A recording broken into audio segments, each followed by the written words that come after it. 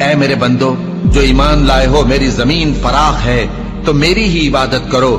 ہر شخص موت کا مزہ چکھنے والا ہے، پھر تم ہماری ہی طرف لوٹ کر آؤ گے۔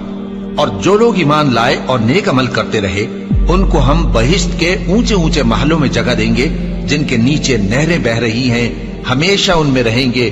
نیک عمل کرنے والوں کا یہ خوب بدلہ ہے، جو صبر کرتے اور اپنے پروردگار پر بھروسہ رکھتے ہیں۔ اور بہت سے جانور ہیں جو اپنا رزق اٹھائے نہیں پھرتے، اللہ ہی ان کو رزق دیتا ہے اور تم کو بھی، اور وہ سننے والا ہے، جاننے والا ہے۔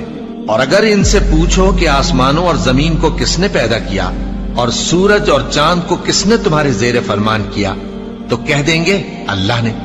تو پھر یہ کہاں الٹے جا رہے ہیں؟ اللہ ہی اپنے بندوں میں سے جس کے لیے چاہتا ہے روزی فراخ کر دیتا ہے، اور جس کے لیے چاہتا ہے تنگ کر دیتا ہے۔ بے شک اللہ ہر چیز سے واقف ہے۔ اور اگر تم ان سے پوچھو کہ آسمان سے پانی کس نے برسایا، پھر اس سے زمین کو اس کے مرنے کے بعد کس نے زندہ کیا، تو کہہ دیں گے کہ اللہ نے۔